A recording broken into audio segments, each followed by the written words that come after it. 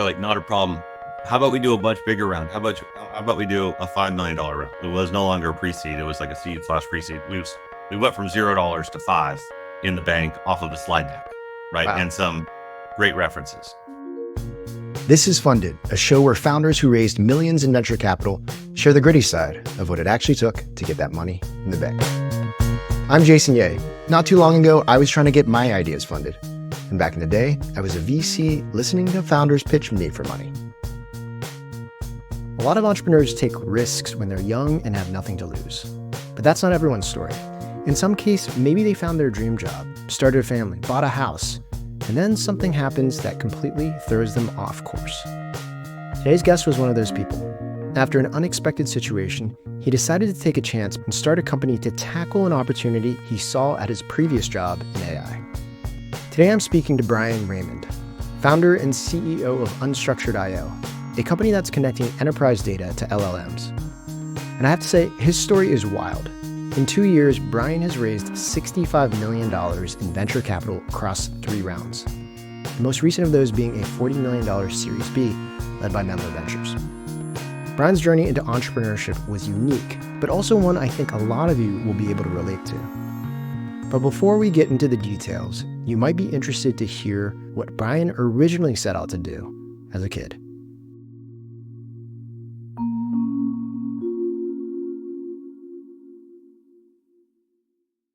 Growing up, I was not terribly studious. I was a B student, right? Solidly I B. yeah, I was like I'm good, right? Yeah. I had my heart set on becoming a professional motocross racer all the way through like junior high and high school and into college. I worked at motorcycle shops for 7 years, dirt bike shops, motorcycle shops, all the way, from so I was making sandwiches at Toga's at 15, turned 16, got a job at dirt bike shop all the way through college. And look, I had no idea what I wanted to do, but I knew I like motorcycles a lot. I ended up breaking my back racing motocross like first year of college, and I was like, okay, well, this is never gonna happen. It Wow. was, a really bad injury. And I was like, all right, I gotta get my shit together. I don't know what I'm gonna do. And I ended up falling in love at the time with like political science and like international affairs. And this is like after 9/11, and this is, and I was like, okay, this is a meaningful and impactful. I had a few professors that really kind of believed in me. I transferred from junior college to UC Davis and had some great relationships. And I was like, maybe I'll just, and like I was like playing catch up, academically, right? Yeah. I was just Well, like kind of Brian, redefining who before, I am. yeah. So crazy. I mean, I just did not expect that looking at your LinkedIn background and some of the fancy logos that you have on in your history, your work history. And before we rush into that, I'm kind of like much more interested in you personality wise as a younger person, and what your inspirations were, who your role models were. So as you're thinking about, I'm going to be a professional motocross racer. What were your parents, or what were your parents' thoughts around that? Were they like battling you the whole way? Were they like trying to get you to study, or did they have, traditional backgrounds or traditional careers that they were trying to push you into? I'm just curious, you Yeah. didn't know what you wanted to do, but what were the inspirations? What were the role models like? Look, my mom was an elementary school teacher. My dad was a mechanic.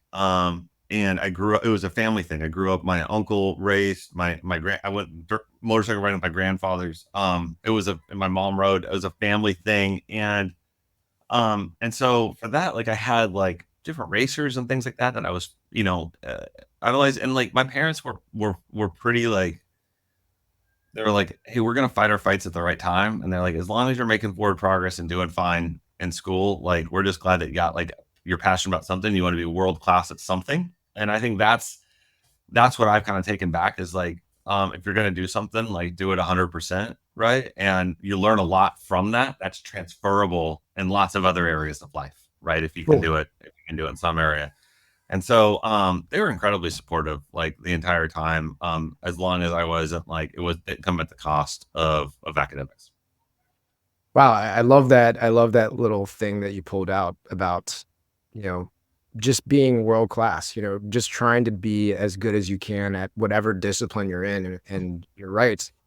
Um, I think we tend to end up talking to founders who were sort of pushed in that direction, either by themselves or their parents, about being world class in maybe academics or something Yeah. else.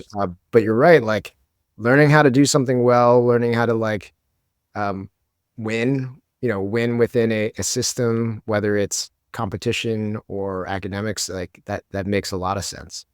Um, but at some point you said you were playing catch up, I guess academically, but also kind of like if this isn't going to be my career, what is going to be my career? Um, I don't want to spend too much time on this because I'm sure given all the stuff that you're doing, you have a lot of opportunities to talk about the genesis of unstructured.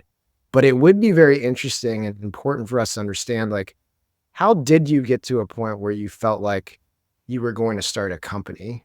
And then right after you tell me that answer, I'll quickly kind of pivot this conversation into, you know, the topic that we love talking about, which is fundraising. So tell me a little bit about that transition.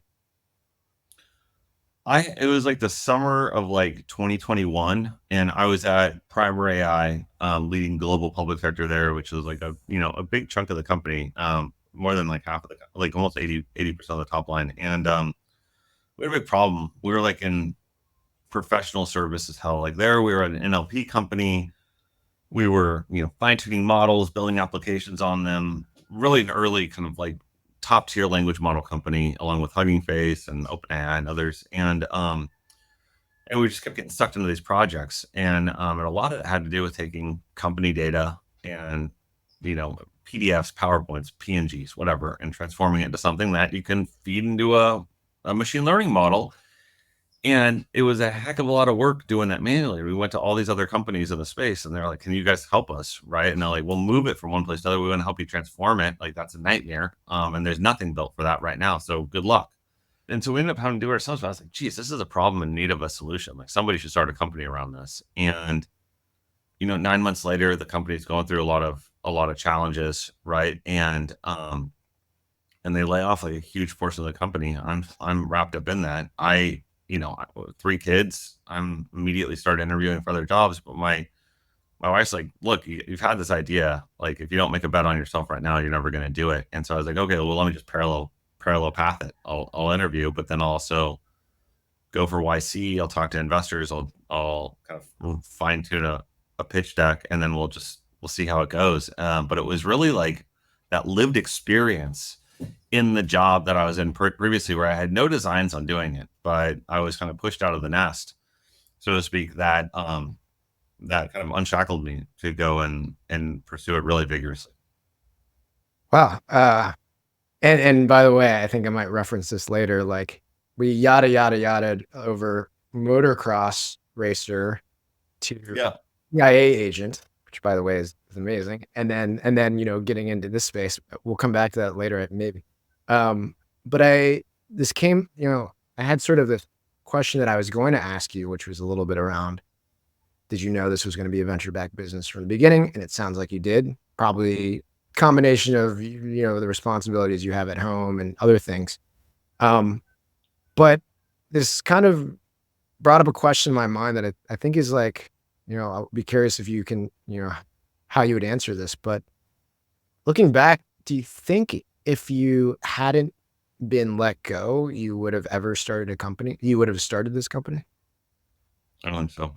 Like I loved that company that I was with, and I love the people I worked with, and like the mission and everything like that. I loved it. And so it was really this like exogenous shock, right? That created like the space. Maybe, potentially, maybe I would have decided at some point, but it's a scary thing to do, Very right? scary. Like just to Yeah, decide to do it. And I don't want to trivialize the decision for folks that are earlier in their careers that maybe, but like for me, like we have a mortgage. I have three kids under the age of 6, right? My wife stays home. And so for me, like it would like the notion of like quitting a job that I love and I'm making good money at to go do something like this, like it wouldn't have felt responsible, yeah, right? Given the competing priorities in life, but like given the circumstances, I was like, okay, like let's take a run at this thing and see if we can make it work. that's awesome, Brian. And I'm glad you decided to be transparent and honest because I think that part of the story, as it pertains to starting companies, but and then also fundraising, was good to hear because I think there can be a lot of revisionist history about like, you know, stitching together the timeline and then being like, and I had this idea and I had to go. They let me off, but I went, you know.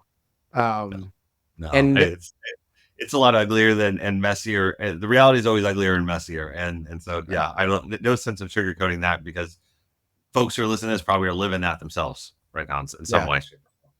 I think that's right. And I just like people understanding that that's like, that is a path forward. That is something that might lead you to starting a company, starting a venture back company.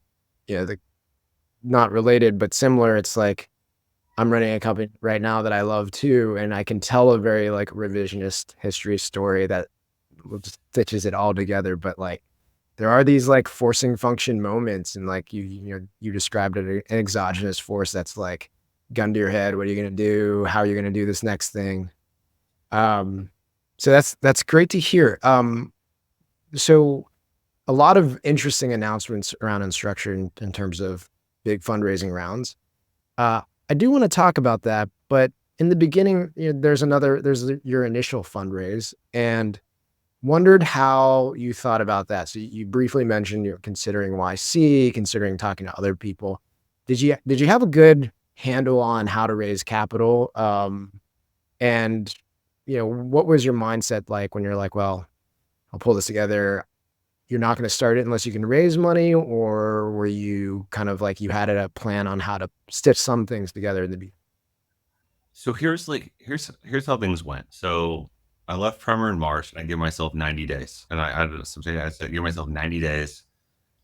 Enrolled us in like the benefit California, like healthcare plan benefits, and I was like, okay, I'm going to give myself to the end of June and see if I can make this thing make a play here. Otherwise, I'm taking any job I can get, right, to get some income. And so I did not. I'm like a pretty like conservative guy from like a risk standpoint. So I was like, what I'm going to do is I'm going to spend 12 hours a day as if this is a job, and I'm going to parallel path it. And so I'm going to plan on most paths not working out. I'm not going to have one path. I'm going to parallel path this. So I was like, okay, I'm going to hustle. I'm going to get a YC application in. I had a week to get a YC application in. I'm going to do that. I'm going to source technical co-founders with me to help do that. Burn through three of them that bolted at different points of the time and didn't stick with it. And so that was like, I said, let me see if I can get like a small pre-seed together, 250K, 100K, 250K, maybe 500K, right? If I don't, I'm planning on not getting into YC. So can I have that option, right? Um, and so those were like kind of the past, but I'm like a non-technical founder, right? And so I'm not going to be sitting there like banging out code early on. And this was like at least the thesis for the company. This is a deep tech play. This is not rip something quickly and get some market feedback. This was like work on it in the quiet for a long time and then see and then bring it out in the open. And so that wasn't really an option to me to get some like very early traction because it was just such a gnarly problem space. And so, that March I was interviewing for jobs, but I'm set that aside, just talking about the fundraising side of things. What I did was I was like, okay, I need a slide deck. And I had been involved sort of in Primer's Series B and a lot in the Series C. And so I had sort of an idea on what this stuff ought to look like. I'd been, done some time in investment banking. I was like, all right, I kind of get pitch decks, right? Um, and so I started that, but I was like, okay, but the most important thing here is going to be the end users. And so I made a challenge for myself to list 100 engineers that I can get Mm. to an interview in like a Google sheet. And I just started like hounding them for user interviews to say, is this a pain point? If so, how are you navigating it? What sort of solution would you want? Right. And I had reams of notes from that as I'm beginning to engage with investors and figure out who I might be a good fit with and so on and so forth. And that was really kind of like April into May of 22. And then, Wow. deck started coming together and getting feedback on deck. And then in June, I had, you know, a, a good chance of getting like probably like a 500K like pre-seed round, kind of party Yeah. round pulled together, a bunch of like 50 to 100K checks. Right. And then we also got into YC. And so I had an option to go to YC. and we had an option to do kind of a smaller party round, and then like around like a pre-seed, which is getting us 6 months, a year runway, maybe, Yeah. right? And well, let me pause there. Anything on that that you want me to unpack? But I can kind of like roll from this into the seed and how the seed came No. together. Yeah. So maybe I'll just pause right there because I did have a comment that I wanted to make, which was amazing also that you're like a non-technical founder and needing to figure out how you convince, we talk about fundraising, convince investors, but also how do you convince engineers and customers to join Yeah. you? Like, what can you do? I think it's really important to highlight, and I'll couch this for the conversation with investors, but it really is applicable to everything. Is that non-technical founders a lot of times are like, I have a great idea. I need to build something though, and I need to build it before we can actually even do anything. I can't sell anything. I can't do anything. And it's just like, it's just not the case at all. There is so much work that can be done around problem validation, initial business development, et cetera.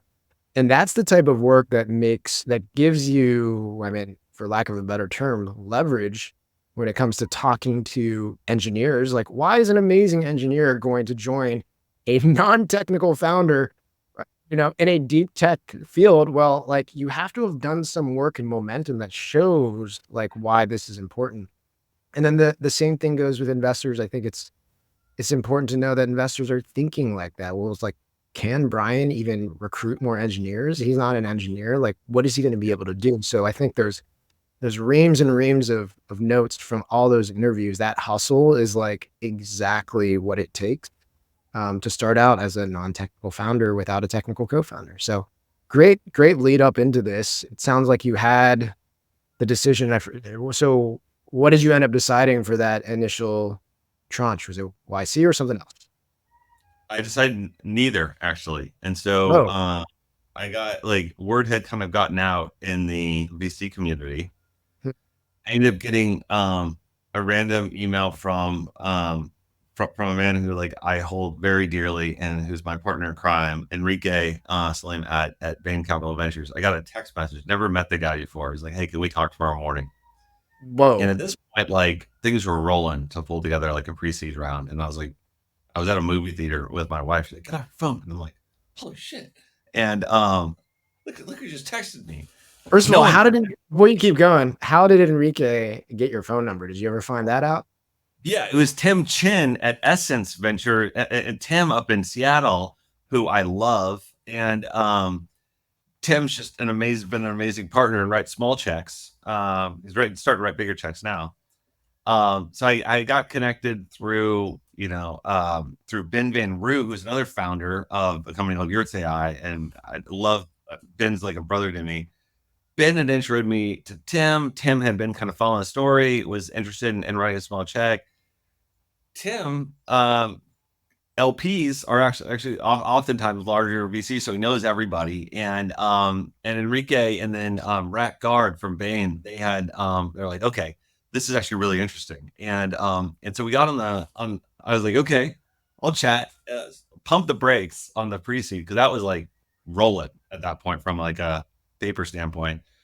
Talked that Friday. They're like, look, will you give us the weekend to do some work? And I was like, of course. They um they call me back Saturday night. They're like, things aren't looking good.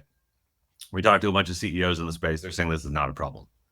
Hmm. And I'm like, with all due respect, um, can I put you in touch with any of the 100 engineers on my sheet? They're like, what's that? And I was like, these are all the folks that I've interviewed. Like, these are the folks that are dealing with it. I was like, whoever you want, just tell me who you want to talk to. And so I put them in touch. They did calls on Sunday and Monday. Call me back. They're like, not a problem. How about we do a much bigger round? How about we do a $5 million round, and we'll Wow. cut 3.5. Robin Vasson at Mango, who's also been there from the very beginning. He wrote a big check. Tim wrote a check. We got a great set of investors that came together really quickly, catalyzed by Enrique and Rack over at Bain, who said, "Hey, we're not going to listen to the CEOs. We're going to listen to like the troops on the ground that are dealing with this problem firsthand." And having done all of that shoe leather work back in April was absolutely critical to sealing the deal on the seed round. It was no longer a pre-seed. It was like a seed/pre-seed. We went from $0 to five in the bank off of the slide deck, right? Wow. And some great references. Okay. I definitely want to double click on this. This is super fun. So you're talking 2022. It's right around the time actually we went from the hottest venture capital market to one of the worst that has extended all the way into nowish, especially through 23. We were still pumping then, right? It sounds like we were still in a Oh, it period. was apocalyptic. It was Okay, it was. horrible. Horrible. The bottom had fallen out. Nobody cared about equity at that point. Nobody believed in upside. Finding folks to come in early was bad, and then just Wow. dollars weren't flowing. It Okay. was apocalyptic. Yeah, okay. That's what my first guess was, but the way that the Bain Capital Ventures team was behaving felt a little bit more like 21, early 22. Um, I want to rewind a little bit because there's something that you referenced, which is really important to hear, which is the power of awareness and network, right? Like how Yep. these things all sort of flow through. If I look at your LinkedIn profile, it doesn't seem like you have this really deep background that would give you long-standing, decade-long relationships into these sort of tech and venture capital scenes. I'll read a couple of the big hitting highlights here. CIA agent for like 5 years, which is amazing. National Security Council director for Iraq at the White House, also amazing. You did do investment banking, but I think a lot of people would be surprised to note how far away investment banking is actually from venture capital. And so you had this 3 years at a I guess a pretty hot startup. Tell me a little bit about your network within technology and venture capital. Like how was that being built and how did it become powerful enough, do you think, like if you had to do the calculus, to trigger something like this? Yeah, it wasn't great. Living in Sacramento area didn't help. Um, the timing was bad, and I'd spent those several years at Primer, but like I wasn't like tight with like investors by any means or anything like Yeah. that. And the investors that were there that I talked to weren't really interested in chasing this opportunity, right? And so the Dartmouth network is okay, but it's not like a Stanford network, right, in the area. And so really it was all making friends, being able to communicate yourself, communicate the vision, and proving founder market fit. I had some cred, right, from Primer, but not a ton. Because I was like not the face of the company for the most part. Yeah. I was like, an executive was driving a lot of this stuff. And so, um, Wait. and, So and so, you're telling me yeah, essentially, I'm sorry to butt in, but you're telling me essentially that when you decided that you needed a raise is kind of when you just started meeting these people. Is that 100%, 100%. You see, not everyone who successfully raised had a huge network beforehand. All it takes is one lead domino to start knocking down investors for your fundraise. When we come back, Brian shares who that lead domino was for him. Like many of you, my last venture-backed startup was a SaaS business. In that company early on, we had the opportunity to sell into a large enterprise, but ran into some walls when they asked us if we were SOC 2 certified. Not only were we not certified, we also found out that it would take our small team a ton of time to get that done, and so we ended up abandoning the deal. If you haven't run into a situation like that where a potential customer or investor is asking if you're SOC 2, HIPAA, GDPR, or ISO 27001 certified, you probably will soon. But unlike me, you could use a company called Vanta to help. Vanta helps automate up to 90% of the compliance work, getting you audit ready in weeks rather than months, and eliminating up to 85% of the costs. Not only that, but Vanta can start small with you and scale up as you grow, helping you land bigger deals and earn customer trust. The best part is, Vanta is offering funded listeners $1,000 off for going to vanta.com/funded. That's VANTA.com/funded for $1,000 off your service. Check it out. Wow. This is yeah, amazing because, people need to understand what is possible and what it takes. I often talk a little bit about my journey to raising capital for my last venture backed company.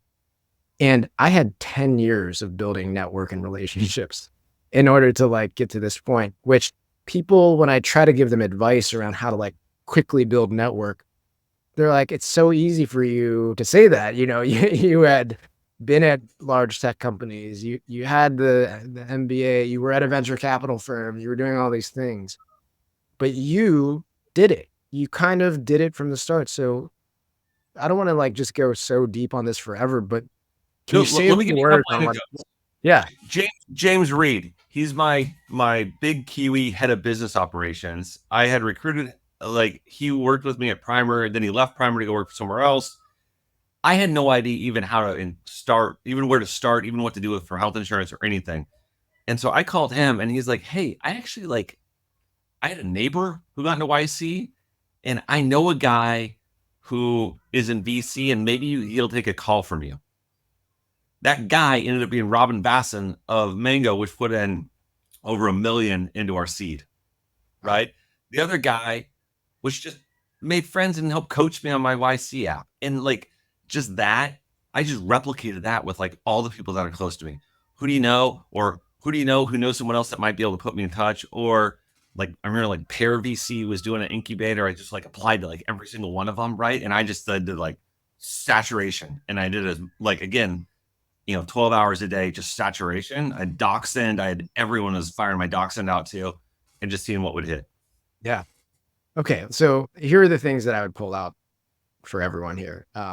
First of all, like you did some stuff, but 12 hours a day is kind of one of the big takeaways. Like if you start from scratch, or it wasn't scratch, but if you start from not what I had, it's going to take work, right? It's going to take effort in order to get to where you need to get to.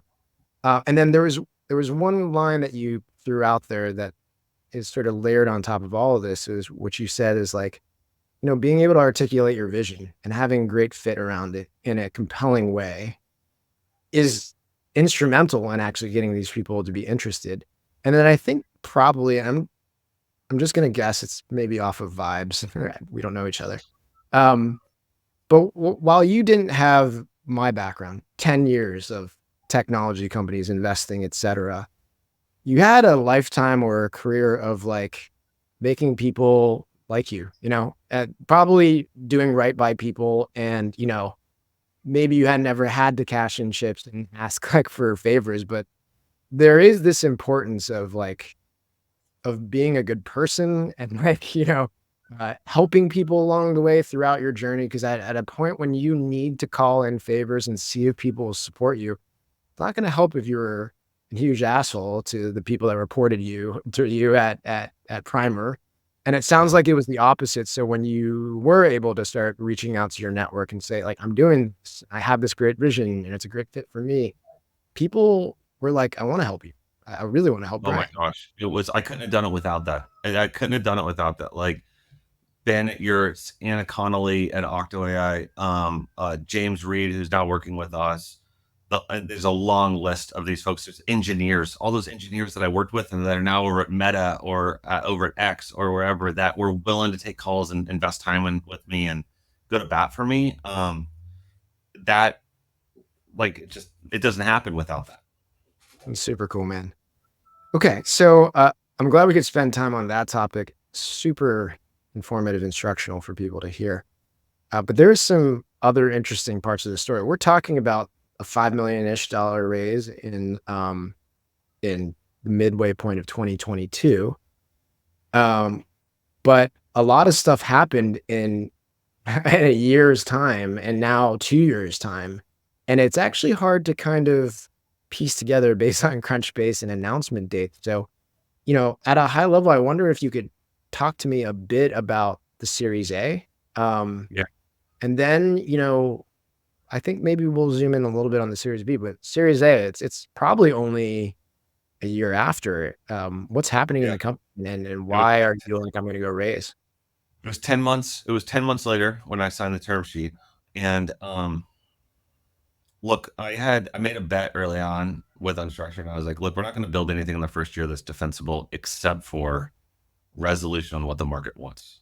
And the fastest way to achieve that is by building open source. Hmm. And so we started building out in the open. We had this thesis early on of building for the Hugging Face community. Let's make it easy for the users of Hugging Face, world's largest library of machine learning models, to get the data, do those models. And we tried a certain approach. The first few months, zero contributors, zero interest. We evolved that. I don't want to say pivoted because we didn't change what we're doing. We evolved the packaging of it, where we're like, we're going to be less reliant on contributions, and we're just going to make it simple for folks. Flipped it inside out into a single open source API. That was around the time that models started getting a lot better. You had ChatGPT, you had Bloom, you had other larger parameter models emerge. RAG happened. I got to know, just by making friends, Harrison Chase at LangChain and Jerry Liu over at LlamaIndex that previous fall.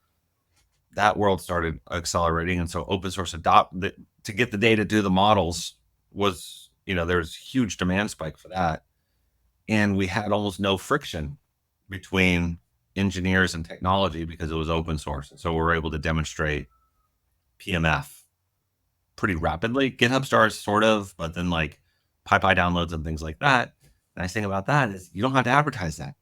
Yeah. Every VC is scraping like, PyPy downloads, GitHub stars, and has trackers, like every sophisticated VC, to see like who's taken off, right? And Zero revenue though, right? zero revenue. Well, we had a little bit. We had a little bit from some gov contracts, but it was like Yeah. it wasn't licensed. It Yeah. wasn't licensed. It wasn't. Yeah. It wasn't revenue that would increase a multiple evaluation multiple at all, Sure. right? So Discounted. it's like it's not real. It was that. And Robin Basson, neighbors with Karan Mahandru at Madrona, they're chatting about this. Pollock Goel, one of the junior guys at Madrona, is actually roommates with Harrison Chase's brother. They told him about it, and then he started looking through our code base because he was an NLP guy at Microsoft, and then he told Karan, these guys have something interesting here.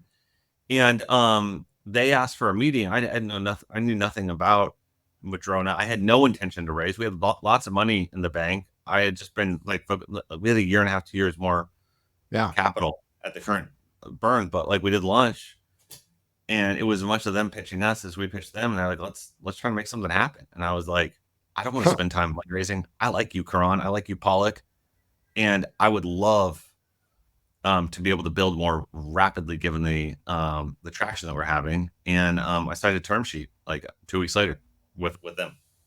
Okay. So this is pretty amazing because like everything you're talking about is actually all happening during, again, like some of the hardest fundraising markets ever. Obviously I haven't been around that long, but I've been around 10, 15 years to see this in the venture and technology space. So that's impressive. Although, you are actually part of the groundswell around AI, right? So their market is really bad, but AI based projects are doing a little bit better. Now we're going to fast forward because just a month ago, you all announced a Series B, which would have been, again, just another less than year before, after the last round. And so you already said you had zero or de minimis revenue, as you raised your Series A. By the way, like Series A's right now, the marks that I'm seeing are like minimum $3 million of ARR, right? And then the harder markets even to raise at sometimes are these later stage where the numbers have to make sense. So can we do the same thing and tell me what's so again, I imagine it's not you were thinking of raising capital. I imagine you didn't blow through all your capital. So tell us a little bit about what's going on at Unstructured and how this even started coming about. I think throughout like fall of 22 and then all of 23, still today, we were really, really focused on the user, on like having high confidence that we have product market fit and that we're building things of value for the user. And there's a bunch of different proxies for that. ARR is one of them. There's a variety of other usage metrics as well. It was almost like a repeat of the Madrona round. Tim Tolley, who was CTO at Swank, he went through our code base, our open source code base, which we froze at the end of summer of 23. And he's on the board of Pinecone, and he's an investor in Anthropic. And he's like, this is it. This is the answer. And like, it's borne out in the numbers that we're seeing here. We also were getting really good telemetry data using a tool called Scarf on our open source. And so like through that, we weren't advertising it. I wasn't even meeting with VCs, but like, at the time, I don't even know the number. I think it was like, but today it's like 60,000 companies are now using us every day, and our open source, and like a third of the Fortune 500 are regular users. And we booked a lot of revenue last year, all in the government space, all in the national security space, basically non-dilutive funding for engineering roadmap that are like a stepping stone to license revenue. But like, part of the game here is like, ARR is not the only. If you can get distribution and you can get a moat, from a technology moat, right, then you can cross the chasm to like monetization. But if you can like become the default that everything's built on, right, that's valuable as well, because it gives you a lot of leverage down the road. And so like for us, we were just kind of playing a slightly different game, where it wasn't butts and seat licenses or anything like that. What we want to do is like this new architecture that's emerging, everything is built on us, and be able to demonstrate that. And that played really well with VCs that were interested in this stuff. And so that's really what kind of like underwrote like the B. Like, we had revenue, we had good revenue, but it wasn't licensed. It wasn't Right. like, So all of this was preempted. This was preempted then, is what you're saying. I know that, was it Bain Capital Ventures that triggered this, that did the initial reach out, or was it like one firm reached out and as that was going in, you had to go, well, I'll tell everyone else that this is happening and they have to, they should compete. Yeah, like, look, Tim came up to Sacramento last December, took me to a Kings game. So I love my Kings, Sacramento Kings. Nice. Came with a reverse pitch deck on like, here's what we see, the vision for the company. I already went through the entire code base. Here's what I found. And I was like, this is the right partner for us. And then we're like, how can we piece together a really interesting round here? And made calls to NVIDIA and Databricks and IBM and others who we thought would be strategic for like our goals and our next kind of phase of growth. And we were fortunate enough that they had the confidence to partner with us, Yeah. and to join the round. So you're saying Tim Tully from Menlo was the one that really like pushed this forward For the B. Yeah, it was all Tim. Yeah, Tim and Terry there. Really impressive to hear about that. And also, again, like, just not a great fundraising environment. No, Not a fundraising I had no environment. intention. I had no intention.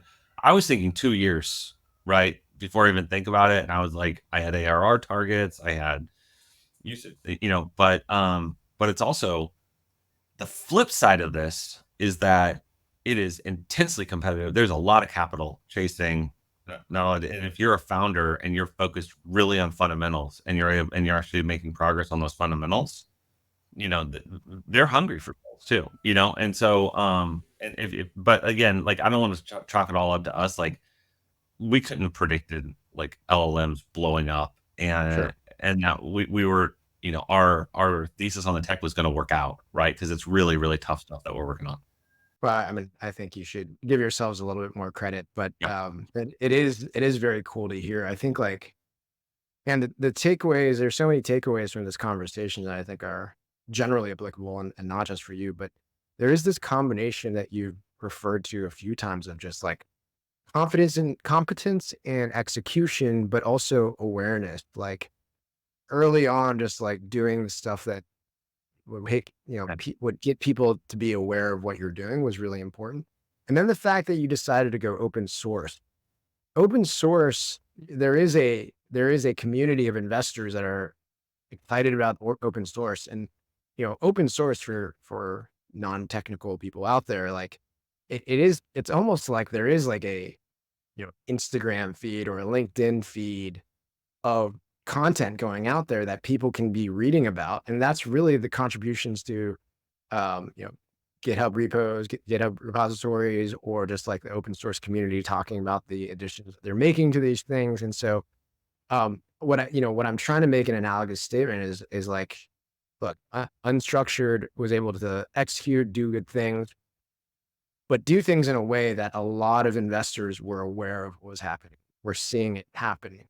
And Totally. for people outside of an industry that can leverage the sort of open source community in terms of a awareness channel, you should be thinking about, if you're doing good stuff, like how can the right people hear about? How can the right people like get a glimpse of what's exciting about what you're working on? So I love that we could couch it all there. And what a crazy 2.5 years for you. I mean, just the most amazing story that I've heard. Um, so really, honestly, like just really appreciated this conversation.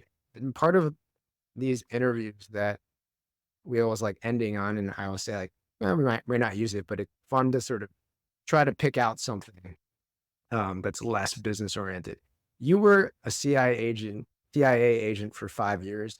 I would love to ask you questions, but I assume like, you'd probably have to kill me.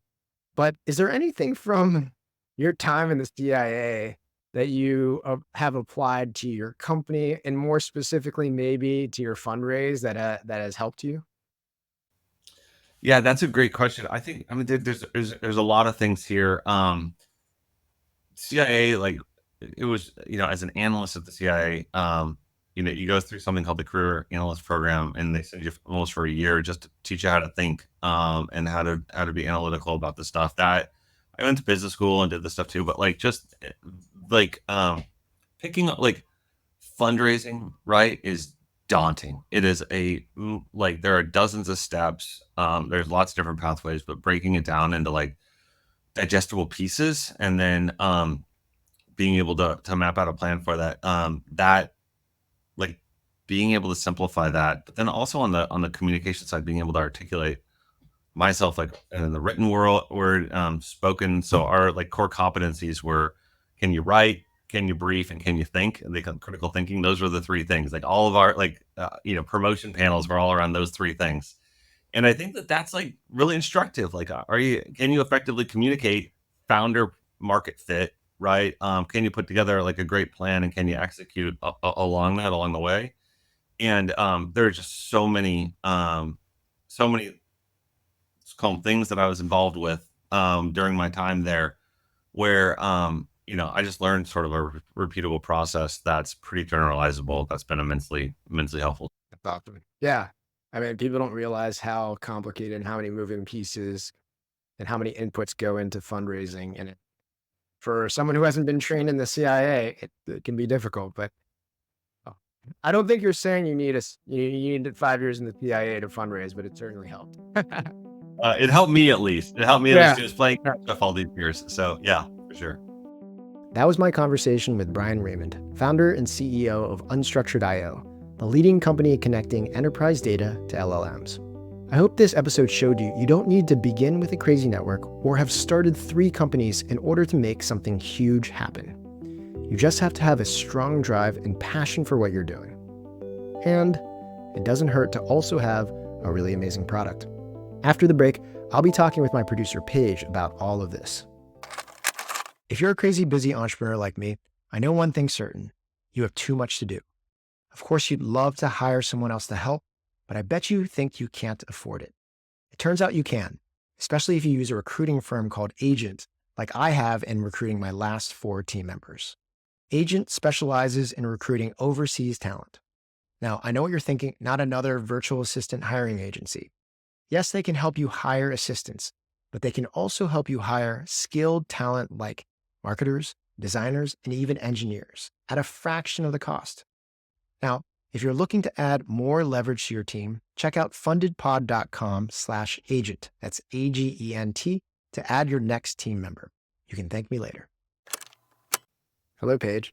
Hi, Jason. I was hoping we would maybe switch it up this time, and I was kind of waiting for you to like take the reins. Okay, I'm gonna do it. How are you, by the way? You just moved to Austin not so recently. But Yeah, I'm good. I am looking forward to getting a little taste of LA soon, to visit the team. But besides that, honestly, I'm doing much better than I thought.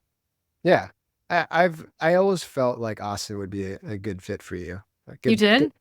good vibe fit. Other than the weather, it's got a lot of things that I expect you to enjoy. So Got a lot of young people. But anyways, I did want to get into this episode. This was just crazy. Like the speed at what Brian has experienced in starting this company literally like maybe a little over 2 years ago. I had Yeah. to process that, like that this is a new company and how far I guess he's at least came just like with his product and building and raising. It's just actually insane. Yeah. It's one of those things or the things that he's experiencing. It's a version or it's like a representation of what I like to describe for founders, where it's like the things get pulled out of you as opposed to like chasing funding or even like forcing a company, like forcing this idea that you need to start a company. The best stories happen when everything gets pulled out of you. Like for Brian, he was at a dream job. Like he didn't really want to leave a job, but it was like he had to. It was like getting pulled out of him. And then these fundraising rounds are always just getting pulled out of him. So I love this. That was an amazing conversation.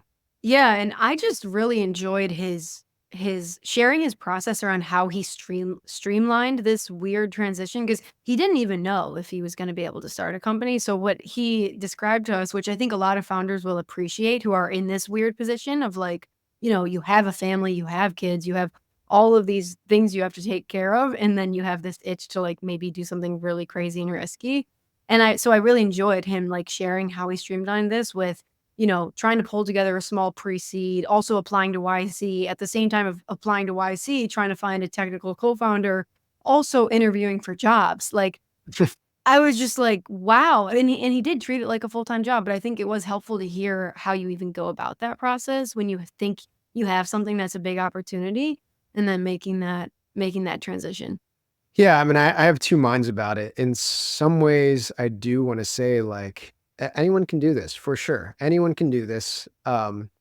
Just what he showed is that like if you want to do something, you want to do something hard, you got to put in effort and you got to like put sticks in the fire. You got to try. You got to move in the right direction.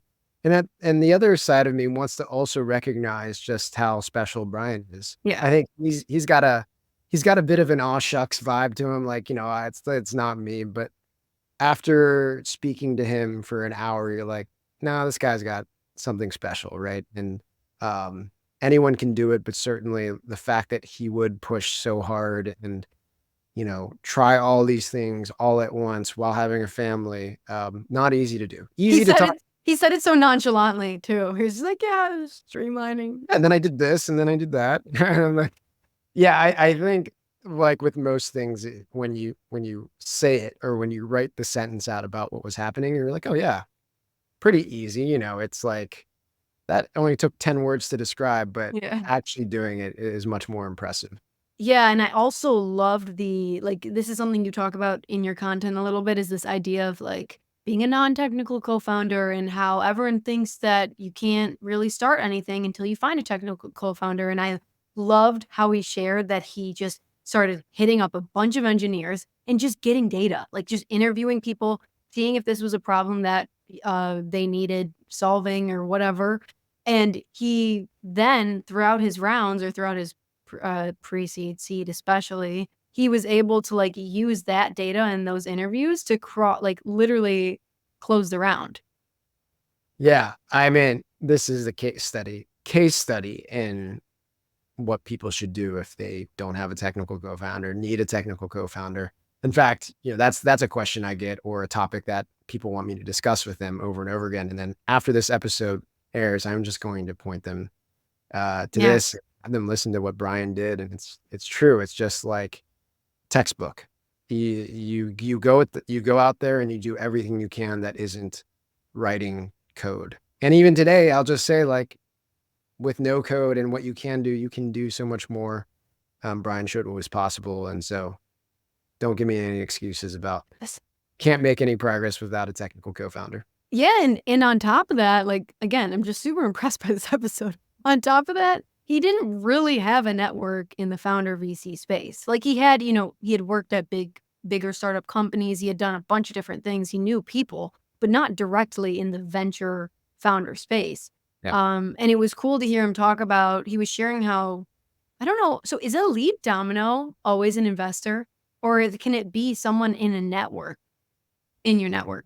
Good point. Look, and just to clarify what you're referencing, this idea of lead domino, it's a term I use to say like the thing that starts pushing momentum forward, as in the first domino that knocks them all down. Usually that is an investor, right? Because somebody needs to show a commitment to you, Mhm. going out on a limb to say you're credible. But someone else could represent, I think, a lead domino in a way, like possibly if you get someone who is extremely credible, but for whatever reason can't invest, if Yeah. they go out and say, I support Paige, and like Paige is amazing, and then goes to talk to the first investor who would invest. Well, that's And kind of what like so he used to work with someone called James Reed at Primer, which actually now works for him at Unstructured now.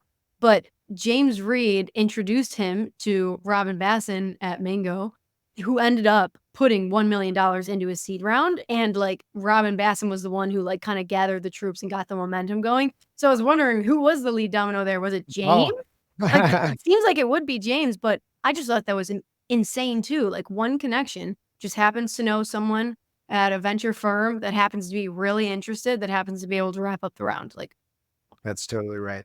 One other thing I'll call out too is like we use these words, especially in the podcast, and we describe Brian. It's like, look, he can come from zero network and actually get this done. Look what Brian did. I'm sure the haters out there are like, he came from a big company. He actually was in tech. He had network. Like, that's not, that's unfair. He actually had advantages.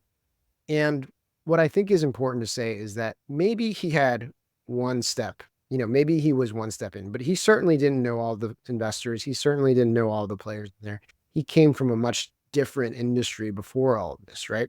mhm. Or yes, maybe he had one step in the right direction, but he showed you what happens when you take a small seed of a network and then put a lot of effort into it.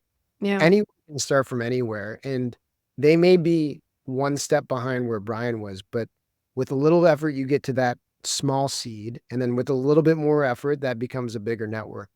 I do believe anyone can do it. You just need to put in the effort the way Brian did. Yeah, he said in the episode, he's like, I noticed how I was able to build that connection through that, and then I replicate it with people close to me.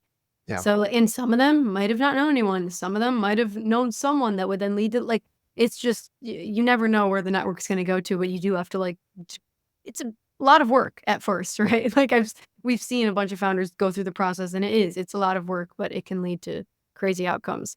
Speaking of crazy outcomes, I also just wanted to touch on the fact that like, so we've heard from founders in the past and everyone has a different perspective of like whether or not it's good or bad to have a bunch of capital come in at once. What's funny about Brian's situation though is he wasn't pushing for more capital. People were pushing him. So like for his Series A and his Series B, it was actually kind of like reverse. So investors were coming at him trying to Yeah. get him to close the Series A and the Series B. And my thought process when I was, like, listening in is just, like, is there like, do you have a hypothesis around why it would work for a company like Unstructured in the language model space? Is it just because it's so competitive and things are growing so fast and it takes so much money? I just it's a lot of money in 2 years. Yeah. Well, look, I mean, I think a lot goes into this. The first thing I'll say is the most enticing words that a venture capitalist can hear is no, right? Like when you Yeah. tell a VC no or that you don't want it, then they're like, oh my God, this is something that I really want overall. And look, with what was happening with Brian and Unstructured has to do with a lot of like a confluence of factors hitting all at once. One was like the explosion of the AI wave, Yeah. and people understanding how big this could be.